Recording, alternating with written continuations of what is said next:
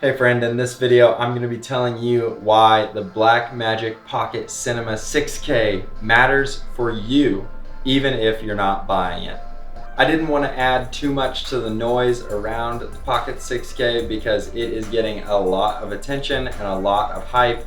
So I wanted to avoid doing that, but I think that I have something to say that's not being said loud enough, and that is talking about this camera and why it's important for us as video makers to value it even if we're not buying it, especially in comparison to other cameras. So I'm gonna dive right into that. First, comparing it to other 6K options out there. You have the Red Komodo 6K that is coming soon, but the price point on that is going to be a minimum of $5,000, and Red is being incredibly petty regarding their marketing against Blackmagic as they're releasing updates. Red is releasing updates. It's been a really true to Red type of marketing campaign during this time. Also, you have the Z Cam and the Panasonic S1. Those two cameras are closer in price point, but they're going to be very different in terms of functionality and end user.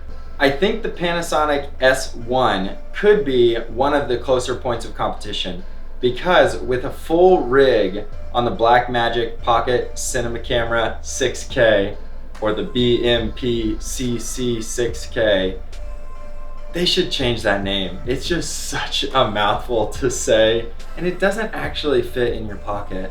That's just bad marketing. But anyway, with the full rig on the BMPCC 6K, you're going to be pricing yourself pretty closely to the S1 because the S1 shouldn't need as much rigging in terms of a battery solution because they went with a beefier body. So I think those two are actually in pretty close competition, but it should end up being that the Blackmagic is cheaper, so I'm not going to compare those two directly. I think another one of the closest competitors to the BMPCC 6K is not a Super 35 camera. It's actually the Nikon Z6. This camera is giving us the potential for RAW in a future update, and if it comes, then these two cameras will be going head to head because you'll have ProRes RAW on the Z6 and you'll have Blackmagic RAW coming out of the Pocket Cinema. And both of them are going to be very similar in regards to a full frame 4K readout and a Super 35 6K readout. Again, it's very different end users, but I think that and the Panasonic S1 are two of the Cinema 6K closer competitors. You also have multiple other cameras that are giving us APS-C or Super 35 6K sensors, though not all of them are outputting 6K like the Blackmagic will, and not all of them, almost none of them, are giving us RAW. Really after that, when you're talking about a Super 35 or APS-C size sensor, the only other camera to bring up, I think, is the FUJI XT3, which I'm shooting on right now. The only option right now though is for a 10-bit 422 recording to come out of it into a Ninja 5. But Fuji at the price point is a much more friendly setup for someone looking for a great color depth without gaining RAW capabilities. So the Cinema 6K and the Fujifilm X-T3 could be considered in competition with one another, but again, you have very different end users and that matters a lot. Of course, we have to mention the GH5 and the GH5S, though they are micro four thirds, they do still offer great competition in the cinema camera space. Though the Super 35 and the price point being so similar to me with the Cinema 6K completely wins out the Cinema 6K in that competition. So I'm not gonna give it too much more time than that, but I will say that the GH5 and the GH5S are probably stealing users away from Blackmagic, but this is an incredibly competitive move from Blackmagic.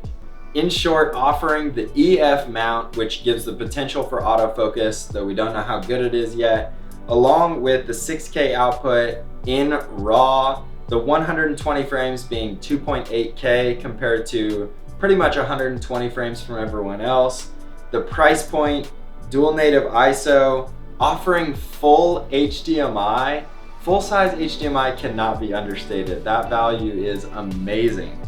Also, the mini XLR, the USB-C, and the DC power input, and the DaVinci Resolve license code.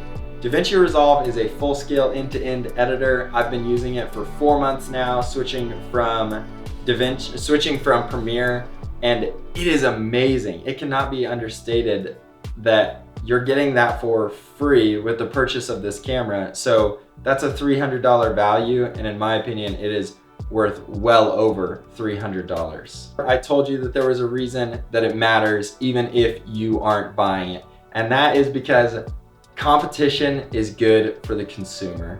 What Blackmagic is doing in innovating the camera space and innovating the editing space and pushing competition is awesome for us.